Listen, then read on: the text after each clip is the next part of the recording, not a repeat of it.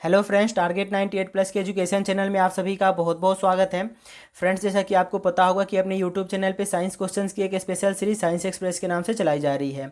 यह क्लास प्रतिदिन शाम 5 बजे 5 मिनट के लिए होती है। इसके अंदर हम 10 क्वेश्चंस करते हैं विदाउट एक्सप्लेनेशन के, क्योंकि गाइज 5 मिनट के अंदर एक्सप्लेनेशन देना संभव नहीं होता।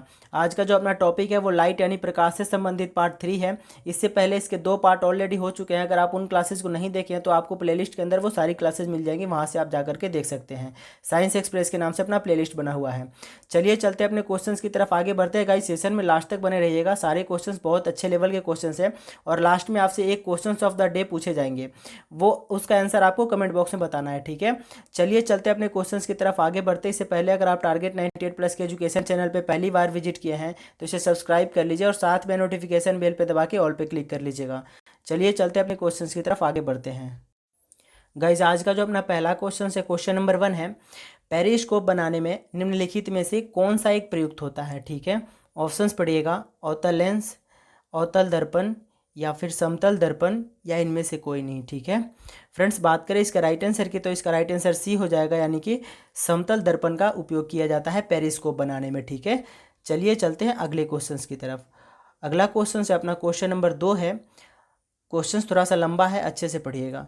तारे आकाश में वास्तव में जितनी ऊंचाई पर होते हैं उससे अधिक ऊंचाई पर प्रतीत होते हैं, इसकी व्याख्या किसके द्वारा की जा सकती है। ठीक है, ऑप्शंस पढ़िएगा, वायुमंडलीय अपवर्तन के कारण, या फिर प्रकाश के विक्षेपण से, या फिर पूर्ण आंतरिक परावर्तन से, या फिर प्रकाश के विवर्तन से। ठीक है फ्रेंड्स, बात करें इसका राइट आंसर की तो इसका राइट आंसर ए हो जाएगा, यानी कि वायुमंडलीय अपवर्तन के कारण तारे जितनी ऊंचाई पे होते हैं उससे थोड़ा सा अधिक ऊंचाई पे दिखाई देते हैं। ठीक है, इसका राइट आंसर ए हो जाएगा। चलिए चलते हैं अगले क्वेश्चन की तरफ। अगला क्वेश्चन है अपना, इंद्रधनुष के किस रंग का विक्षेपण सबसे अधिक होता है। ठीक है फ्रेंड्स, बात करें इसका राइट आंसर की तो इसका राइट आंसर ए हो जाएगा, यानी कि बैगनी रंग का विक्षेपण जो होता है इंद्रधनुष में जो बनते हैं उसके सबसे ज़्यादा होते हैं। ठीक है, इसका राइट आंसर क्वेश्चन के अकॉर्डिंग ए हो जाएगा। चलिए चलते हैं अगले क्वेश्चन की तरफ। अगला क्वेश्चन है अपना,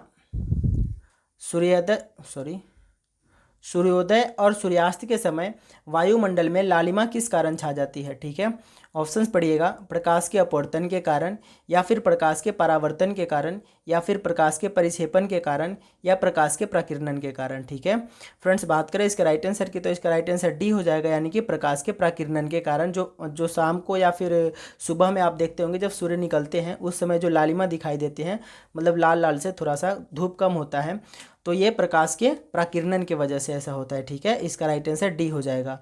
चलिए चलते हैं अगले क्वेश्चन की तरफ। अगला क्वेश्चन है अपना, लंबा क्वेश्चन है, थोड़ा अच्छे से पढ़िएगा। एक गोलाकार वायु का बुलबुला किसी कांच के टुकड़े के अंतः स्थापित है। उस बुलबुले से गुजरती हुई प्रकाश की किरण के लिए वह बुलबुला किसकी तरह व्यवहार करेगा। ठीक है, ऑप्शंस पढ़िएगा, अभिसारी लेंस की तरह, या फिर अपसारी लेंस की तरह, या फिर समतल अभिसारी लेंस की तरह, या फिर समतल अपसारी लेंस की तरह। ठीक है फ्रेंड्स, बात करें इसका राइट आंसर की तो इसका राइट आंसर बी हो जाएगा, यानी कि अपसारी लेंस की तरह कार्य करेगा। ठीक है, चलिए चलते हैं अगले क्वेश्चन की तरफ। अगला क्वेश्चन है अपना, इंद्रधनुष कब बनते हैं। जब सूर्य की प्रकाश वायुमंडल में वर्षा की बूंदों पर गिरने से, अपवर्तन व आंतरिक परिवर्तन होने पर, या फिर वायुमंडल में निलंबित वर्षा की बूंदों पर गिरने से परावर्तन होने पर विकर्ण हो जाता है, या फिर वायुमंडल में वर्षा की बूंदों पर गिरने पर अपवर्तन होने पर विकर्ण हो जाता है, या फिर दिए गए कथनों में से कोई सही नहीं होगा। ठीक है फ्रेंड्स, बात करें इसका राइट आंसर की तो इसका राइट आंसर ए होगा, यानी कि वायुमंडल में वर्षा की बूंदों पर गिरने से जो अपवर्तन और आंतरिक परावर्तन होता है, इसी के कारण इंद्रधनुष बनते हैं। ठीक है गाइस, अगर आपको अपवर्तन और परावर्तन नहीं समझ में आता हो तो आप उसे कमेंट कीजिएगा, मैं उसे अवश्य अगले क्लास में एक्सप्लेन कर दूंगा। ठीक है, जो अपवर्तन किसे कहते हैं और परावर्तन किसे कहते हैं और अभिलंब किसे कहते हैं। ठीक है, इन सारी चीज़ों को बहुत अच्छे तरीके से मैं समझा दूंगा आपको। चलिए चलते हैं अगले क्वेश्चन की तरफ। अगला क्वेश्चन है अपना, जल के अंदर पड़ी हुई मछली किस कारण से अपने वास्तविक गहराई से कुछ ऊपर उठी हुई दिखाई देती है। ठीक है, ऑप्शंस पढ़िएगा, प्रकाश के विवर्तन के कारण, या फिर प्रकाश के अपवर्तन के कारण, या फिर प्रकाश के ध्रुवन के कारण, या प्रकाश के परावर्तन के कारण। ठीक है फ्रेंड्स, बात करें इसका राइट आंसर की तो इसका राइट आंसर बी हो जाएगा, यानी कि प्रकाश के अपवर्तन के कारण। जो पोखरे या फिर तालाब वगैरह में आप जो भी मछलियाँ देखते होंगे थोड़ी सी ऊपर उठी हुई दिखाई देती है, यह प्रकाश के अपवर्तन के कारण। और ये बहुत ही इंपॉर्टेंट क्वेश्चन से, कई एग्जाम में पूछे गए क्वेश्चन से। ठीक है, चलिए चलते हैं अगले क्वेश्चन की तरफ। अगला क्वेश्चन है अपना, सूर्य ग्रहण कब होता है। ठीक है, ऑप्शंस पढ़िएगा।